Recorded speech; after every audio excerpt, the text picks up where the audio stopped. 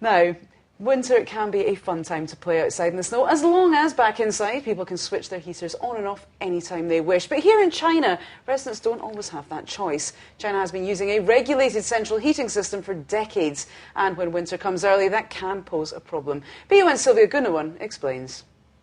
Well, usually the heating system here in the capital is switched on every year on November 15th, and that's been the case for almost 60 years. But this year, Beijing's first snowfall came on October 31st, and that left some residents without heat, having to wrap up warm.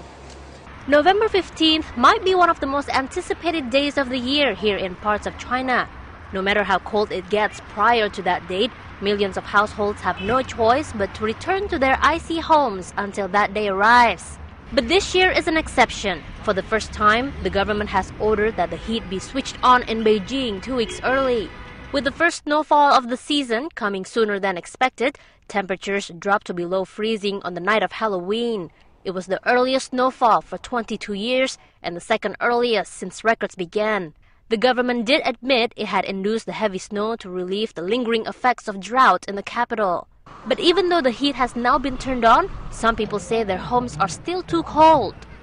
I still don't have heating in my house. I have to use an electric blanket every night to keep myself warm. Local reports say only about 1/3 of apartment buildings have actually experienced the central heating since it was turned on this past week, and it may take a few more days to bring heat to the remaining homes and offices. The director of the Beijing Heating Office, Guo Weiqi, says providing heat to the entire city is a gradual process. The department hopes to raise the temperature in every home to the required standard of 64 degrees within a few days. November 15th isn't the only key date in the heating calendar. Come March 15th, the heat will be turned off, again, no matter the temperature. The scheme was established in the 1950s by the Beijing municipal government, and it's based on an old Soviet system used throughout much of the communist world. According to its meteorological definition, winter officially begins when temperatures stay below 50 degrees for at least 5 consecutive days. But due to harsh economic conditions in the 1950s, the standard in Beijing was lowered considerably to just 41 degrees. In more northern parts of China, where it's much colder, heating is provided earlier in the year. But some southern cities, such as Shanghai and Hangzhou, have large areas without central heating, even though temperatures in Shanghai during winter can drop below freezing.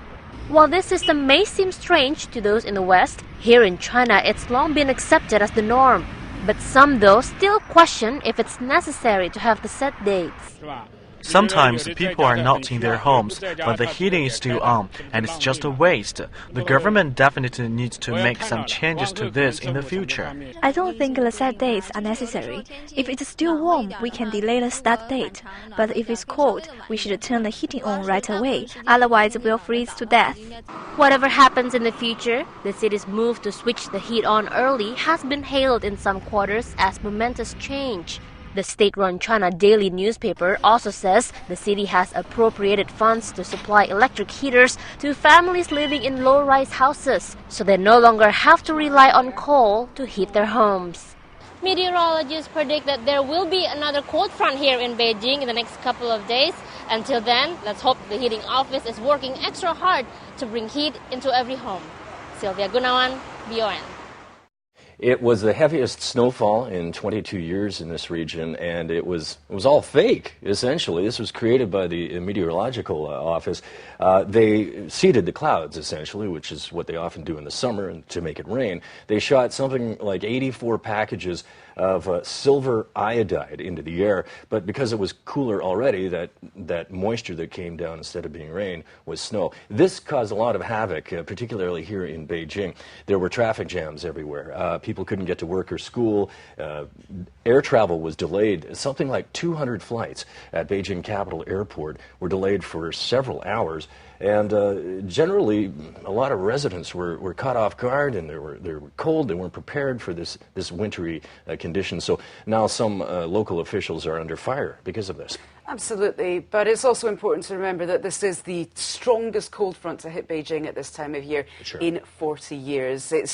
There's also, obviously, the meteorological department aided the fall of the snowfall to try and ease the drought conditions in the area, but this was still a significant meteorological phenomenon which happened. And this severe drop in temperature has also been angering the residents, perhaps more than anything else. When you look at it, the temperatures have dropped so sharply, and it's such an early time in the year. This is really what's been causing the problems for residents at home as well, when you don't have the ability to change the heating in your own home. It does cause an awful lot of problems. Well, it's good that the heat is on, because another cold front is on the way for this region in the very near future. So we will continue with Question of the Day in a moment.